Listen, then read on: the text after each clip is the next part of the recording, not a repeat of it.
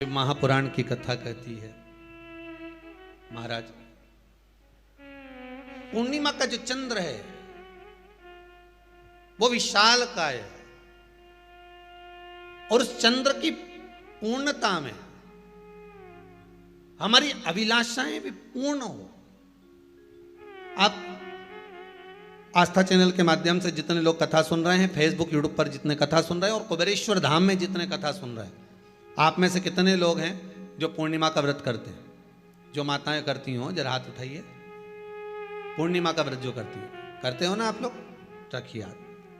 अब पूर्णिमा के व्रत में आपने कई बार किताब पढ़ी होगी पूर्णिमा की, या आपने व्रत किया होगा, या पूर्णिमा का व्रत आप धारण करे होगे, तो उसमें पूजन कौन से भगवान की होती है? पूर्णिमा के व्रत में किस भगवान की पूजन होती है? तो कहा पूर्णिमा के व्रत में केले के खंभ लगाकर पूर्णिमा का जो अध्यापन होता है, पूर्णिमा की जो पूजन होती है, उस पूजन में शंकर और पार्वती की पूजन की जाती है, शिव और नारायण की पूजन करी जाती है, शंकर और पार्वती का स्मरण किया जाता है। किसकी पूजन होती है? शिव पार्वती।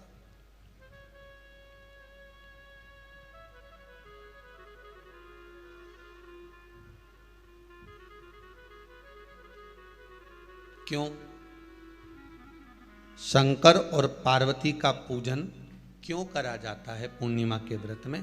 क्योंकि शिव और माता पार्वती ही केवल एक ऐसे हैं जिन्होंने अपूर्ण लक्ष्मी को भी पूर्ण बना दिया था। किसको पूर्ण बनाया है? लक्ष्मी। शरद पूर्णिमा के दिन अगर आप शंकर भगवान को एक लोटा पानी अगर शिव को समर्पित कर रहे हो, श्वेत पुष्प को रख कर शंकर जी के ऊपर सफेद फूल को चढ़ाकर अगर एक लोटा जल भी, एक पात्र जल भी शंकर को समर्पित कर रहे हो, तो ये लक्ष्मी के लिए ही तो कर रहे हो। और कौन सी लक्ष्मी? पूर्ण लक्ष्मी। पूर्ण लक्ष्मी। आपको पहले भी कथा में कहा, एक बार भगवान विष्णु के सामने लक्ष्मी मैया ने बहुत तेज स्वर में कह दिया था, नारायण, दुनिया के लोग आपका नाम जपते हैं, दुनिया के लोग नारायण नारायण कहते हैं, दुनिया के लोग आपका भजन करते हैं, पर सत्य मायने में कहूं ना तो मेरे बिना दुनिया के लोगों की नहीं चल सकती। मेरे बिना दुनिया नहीं चल सकती, संसार मेरे बिना नहीं चल सकता। भगवान विष्णु ने कहा, ये तो गलत है लक्ष्मी आपका कहना। एक दिन लक्ष्मी को अहंकार आ गया। अहंकार के संबोधन जब माता लक्ष्मी कहने लगी तो भगवान, उसी समय पर भगवान विष्णु को क्रोध आ गया और भगवान विष्णु ने कह दिया, लक्ष्मी तू इतनी बड़ी बड़ी बात कहती है कि तेरे बिना नहीं रह सकती संसार। मैं तुझे कहता हूं लक्ष्मी, तू अपूर्ण है। तू अपूर्ण है, तू पूर्ण कब हो गई?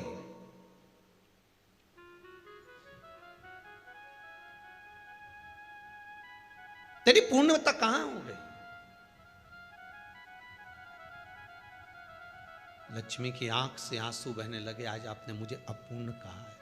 आपको मालूम है आप मुझे अपूर्ण कह रहे हो? आपको ये ज्ञात हो रहा है आप मुझे अपूर्ण कह रहे हो?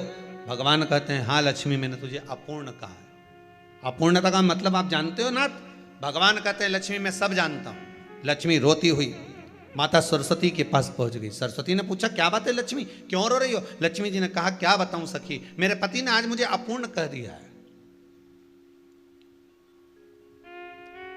तो क्यों रो रही है तू? अपूर्ण अगर कह दिया, पति ने ही तो कहा है ना, तो क्यों रोना? चल मेरे साथ में। और सरस्वती मैया माता लक्ष्मी को लेकर सीधे पहुंच गई माता पार्वती के यहां। माता पार्वती के यहां जब पहुंची है, माता पार्वती जी ने लक्ष्मी जी को देखा और सरस्वती को देखा तो पूछा कि बात क्या है, क्या हो गया ऐसा, क्या हुआ, क्या है ऐसा जो तुम दोनों आज मेरे पास में आई? क्या हुआ? पार्वती जी कुछ बोलती, शिव जी का ध्यान माता सरस्वती की ओर और लक्ष्मी की ओर गया और भगवान शंकर जान गए कि आज भगवान नारायण ने लक्ष्मी जी को अपूर्ण कहा है।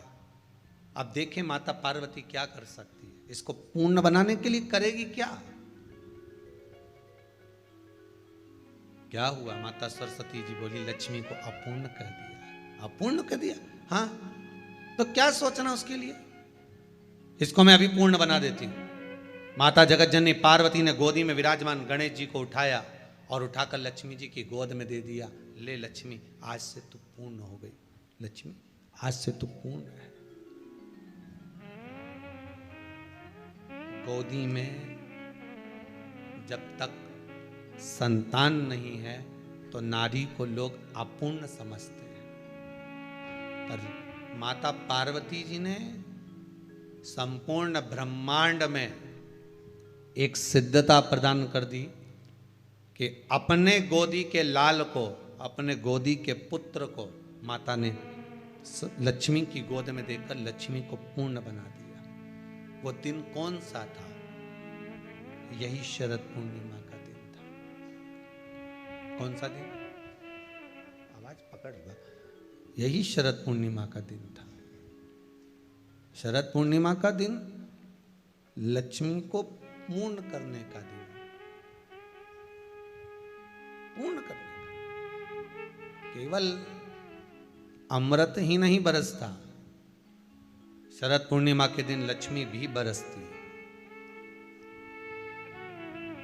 लक्ष्मी, पूर्णिमा के कितने व्रत होते हैं? बोलते जाओ, जरा जल्दी जल्दी बोलो। पूर्णिमा के नारियों को, स्त्रियों को अखंड सौभाग्य के लिए, जो नारी वैधव्य नहीं होना चाहती है, उस नारी को पूर्णिमा के कितने व्रत करना चाहिए?